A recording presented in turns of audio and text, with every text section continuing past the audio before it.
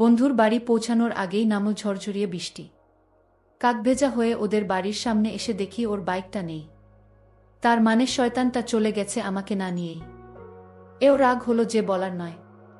ছুটির দিন দুপুর বেলায় কোথায় ঘুমাবো তার বদলে ভিজে চান করে রাস্তায় দাঁড়িয়ে আছি। এখন বাড়ির সবাই ও শুয়ে পড়েছে, ডাকাডাকি করলে কপালে বিস্তর বকাঝকা আছে।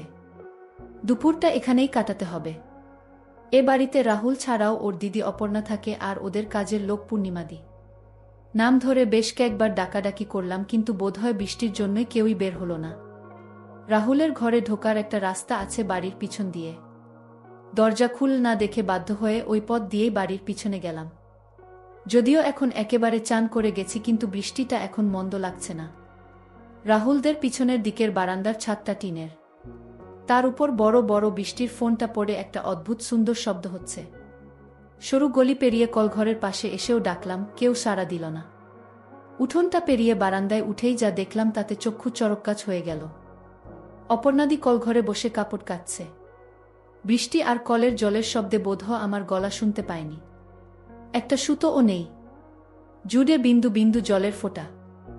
ভেজা চুল ছড়িয়ে আছে পিঠমা। কয়েক মুহূর্তের দেখা, কিন্তু তাতেও লাল সুতোর মাদুলি আর পায়ের কালো চুলের রাশি আমার চোখ এড়াল না। হঠাৎই অপর্ণাদির চোখ পড়ল আমার উপর। বিল্টু, কি করছিস এখানে?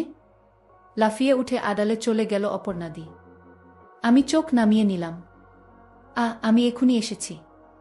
আমি অনেকবার ডাকলাম, কেউ সাড়া দিল না, তাই গলা কাঁপছে আমার। ওখানে দাঁড়িয়ে আছিস কেন? ভিতরে চলে যা।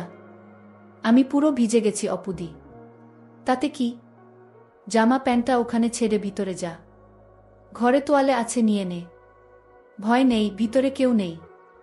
একটা কথা ছিল। কি? আমি একবার ভিতরে আসব।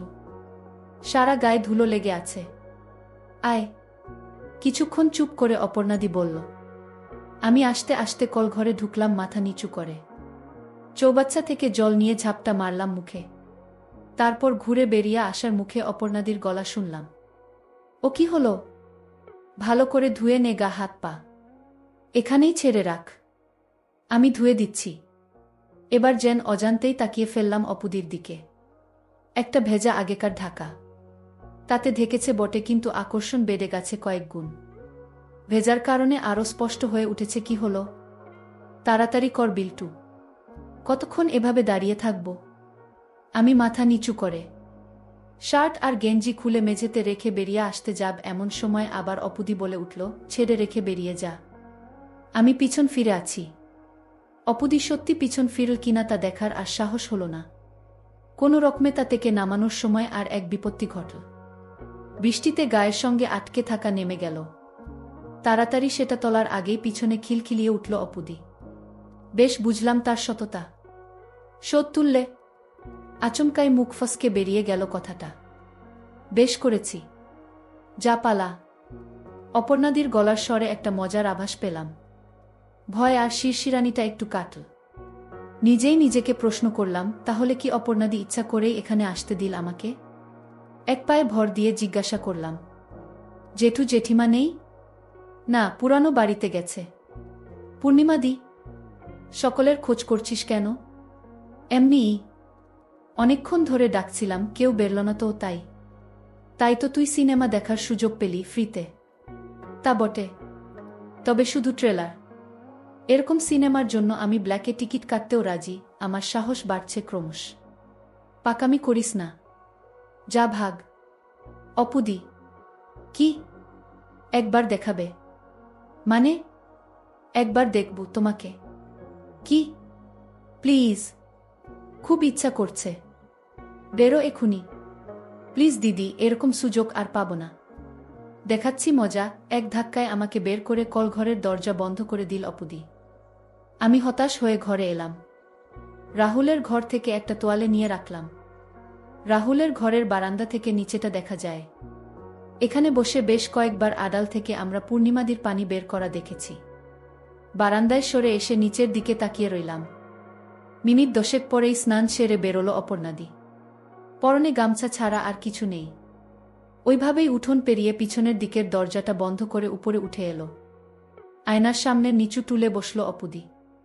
আমি পাউডারের কৌটো থেকে হাতের তালুতে পাউডার ঢাললাম, তারপর অপুদির পিঠে দিলাম।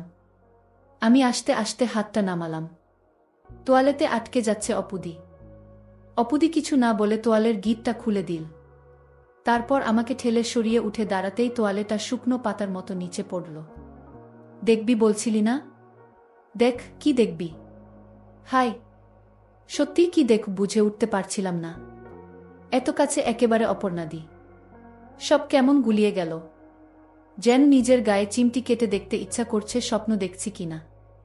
চোখের সামনে একজন দেখাচ্ছে, ভেবে পাচ্ছিলাম না কি করব। থরথর করে কাঁপছে সারা শরীর। চোখ সব কিছু দেখতে চাইছে, কিন্তু কেন জানি না সাহস করে উঠতে পারছি না। কি হলো? দেখবি না? নরম গলায় বলল অপুদি। তাকা তাকা বলছি আমার দিকে। আস্তে আস্তে চোখ তুললাম। অপুদিকে ভীষণ লাগছে, সেটা বলাই বাহুল্য। টানা টানা চোখ, জোড়া ভ্রু, সব মিলিয়ে অনেকটা দক্ষিণী সিনেমার নায়িকাদের মতো দেখাচ্ছে। ভেজা চুল ছড়িয়ে আছে চুলের মধ্যে, ঘাড়ে কাঁধে এখনো জলের ফোঁটা লেগে রয়েছে। অপুদির চোখে চোখ পড়তেই চোখ নামালাম নিচের দিকে। এবার আমি সরাসরি দেখতে পাচ্ছি। অপুদির গায়ের রঙের তুলনায় বেশ পরিষ্কার, তবে তা দক্ষিণী নায়িকাদের মতো বেশ বড় নয়। যেন অনেকটা মাধ্যাকর্ষণকে উপেক্ষা করে আকর্ষণ করছে আমাকে। অপুদির গলা শুনে সম্বিত ফিরল। তাকালাম ওর মুখের দিকে। কি রে, বললি না তো? কেমন? খুব সুন্দর। একটু ধরব? পারমিশন নিচ্ছিস? যদি দাও। আমার মাথার চুল ধরে অপুদি বলল, ওরে বাদর, ধর, যা খুশি কর।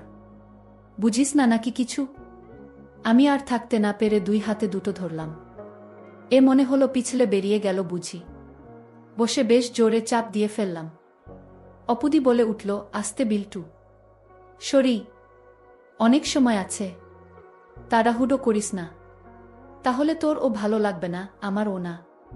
আমাকে বিছানার কাছে নিয়ে এলো অপুদি, তারপর একটানে আমার ততক্ষণে কলা গাছ। এবার বিছানায় শুয়ে পড়ে ও বলল, নে যা দেখবি দেখ। আমি এবার নিচে মনোনিবেশ করলাম। নিচ থেকে নেমে এসেছে হালকা চুলের রেখা। সেটাই নিচে নেমে বেশ ঘন জঙ্গল তৈরি করেছে। আমি হাত দিয়ে ওর মধ্যে বিলি কাটতে লাগলাম। অপর্ণাদি নড়ে উঠে শক্ত হয়ে গেল। মেঘলার জন্য ঘরে এল কম। তাছাড়া জানালার পর্দাগুলো ও টানা, তাই বিশেষ কিছু দেখতে পেলাম না। আন্দাজে আরও গভীরে নিয়ে গেলাম। এতদিনের ফিল্ম আর ম্যাগাজিন দেখার অভিজ্ঞতার সঙ্গে মিলিয়ে আন্দাজ করার চেষ্টা করছিলাম। নামল নরম একটা সুরঙ্গের মধ্যে। অপুদি চোখ বুজে ফেলেছে। শ্বাস পড়ছে ঘন ঘন। বেশ বুঝছি ও খুবই এনজয় করছে। তাড়াহুড়ো করার কোনো মানে হই না। আমি এবার আমার নামিয়ে আনলাম। ভালো লাগছে অপুদি? হুম। কি? বাথরুম? এখন? প্লিজ। খুব জোরে পেয়েছে। এখন নিচে নামতে হবে না। এদিকে আয়। বাধ্য ছেলের মতো অপুদিকে অনুসরণ করলাম। বারান্দার এক কোণে এসে পাল্লাটা খুলে দিল। বলল, এখানে করে নে, বৃষ্টিতে ধুয়ে যাবে। বারান্দার এদিকটা গাছে ঘেরা, তাছাড়া বৃষ্টির তোরে এখন চারদিক সাদা হয়ে আছে। গ্রিলের ফাঁক দিয়ে শাবল গলিয়ে দিলাম। হঠাৎ পিঠে নরম কিছুর। দেখলাম পিছন থেকে আমাকে ধরেছে অপুদি। ও কি রে, আমি আকর্ষণীয় তো? ভালো লাগলো দেখে?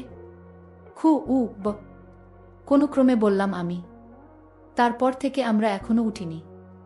আমি প্রশ্ন করলাম, রাহুল কখন ফিরবে? 5:30টার আগে নয়। তোদের ম্যাচটা আজ হচ্ছে না? রাহুল বাকিদের সাথে সিনেমায় গেছে। পূর্ণিমাদি ও ওখানেই গেছে। তুমি জানতে আমি এসব? না তো। তাহলে? কি তাহলে? এত সুযোগ করে দিলে আমাকে। তুই তো বারান্দাতেই আমাকে দেখে নিয়েছিস। আর আড়াল করে কি লাভ? বাথরুমে তোর দেখে খুব লোভ হলো। চান করতে করতে ভাবছিলাম কি করব। শেষ পর্যন্ত করেই ফেললাম। তুমি খুব সুন্দর অপুদি। তুই ও সর দেখি। নাম। কেন? বাথরুমে যাব। আমিও যাব। তাহলে যা, আগে ঘুরে আয়। আমি যাব না। তুমি করবে সেটা দেখতে যাব। ব্যাট যাবেই, তুমি তো আমারটা দেখলে। না, আমি দেখব না। অনেক অনুরোধ ও শেষ পর্যন্ত রাজি করলাম অপুদিকে। বাথরুমে আলো জ্বালিয়ে ও আমার মুখোমুখি বসল। তারপর চোখ বন্ধ করে কাজ করতে শুরু করল। ওর পায়ের ফাঁকের কালো জঙ্গলের মধ্য থেকে জলের ধারা বেরিয়ে এলো, প্রথমে অল্প, তারপর কলকলিয়ে। অপুদি, কি চান করবে একসাথে? করব, তবে আজ না, অন্যদিন। তুই ওপরে যা, আমি আসছি। যাক, তাহলে ভবিষ্যতেও সুযোগ আছে। এটুকু নিয়ে আবার উপরে উঠে এলাম আমি। দ্বিতীয় সুযোগটাও আচমকাই এলো। 2 দিন আগে অপুদি হঠাৎ আমার বাড়ি এসে হাজির, সোজাসুজি একেবারে মার কাছে। আমি প্রথমে একটু ভয়ই পেয়েছিলাম, তারপর আড়ি পেতে দুজনের কথা শুনলাম। সে কি রে, কবে হলো? কাল রাতে ফোন এসেছিল। সকালেই মা, বাবা আর ভাই চলে গেছে। একেবারে হঠাৎ তো। তা বটে, বাড়ি তো আর ফাঁকা রাখা যাবে না। তাছাড়া আমার টিউশনগুলোও আছে, তাই আমাকে থাকতেই হলো। তুমি একটু বিল্টুকে বলো, ওর খুব অসুবিধা না হলে যেন এই 3 দিন যদি রাতটুকু আমাদের বাড়িতে গিয়ে থাকে। অসুবিধা আবার কিসে? দিনরাত আড্ডা মেরে বেড়াচ্ছে। ওকে কি আমি একবার জিজ্ঞাসা করব? না না, তোকে কিছু জিজ্ঞাসা করতে হবে না, ও যাবে। তাহলে বলো রাতের খাওয়াটা আমার সাথেই খেয়ে নেবে। আমাদের তো রান্নার লোক করে দিয়ে যায়, অসুবিধা হবে না। ঠিক আছে, আসি তাহলে। সে কি, কিছু খাবি না? না গো, একটা ব্যাচ বসিয়ে এসেছি, রিক্সা দাঁড়িয়ে আছে। যা তাহলে, সাবধানে যাস। অপুদি বেরোনোর আগেই আমি এক দৌড়ে নিচে নেমে এলাম। অপুদি যাবার সময় আমার দিকে মুচকি হেসে বেরিয়ে গেল। আমিও হাসলাম। মায়ের হুকুম অনুযায়ী রাত 8টা নাগাদ সাইকেল নিয়ে রাহুলদের বাড়ির দিকে রওনা দিলাম।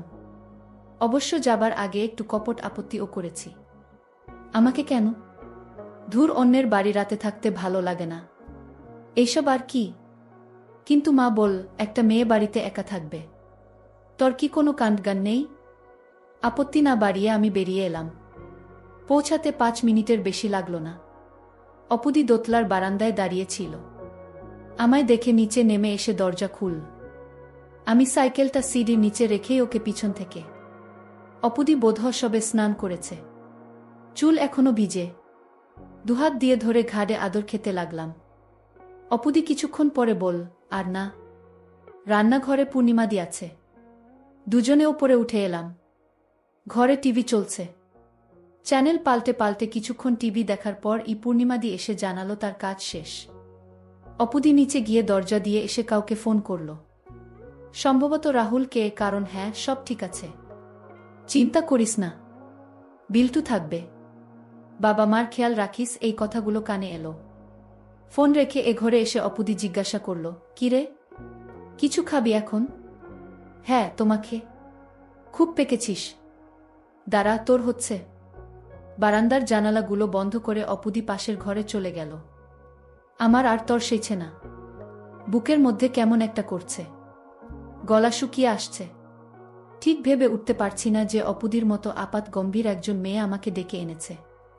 কয়েক মিনিট পরেই ও ঘর থেকে অপুদি ডাক দিল, আয়, এ ঘরে আয়। পাশের ঘরে গিয়ে বেশ অবাক হলাম। এর মধ্যেই অপুদি ঝুল হাঁটু অবধি। সারা ঘরে একটা হালকা ধূপের গন্ধ। অপুদি টিউব নিভিয়ে দিল। এই পরেই থাকবি নাকি?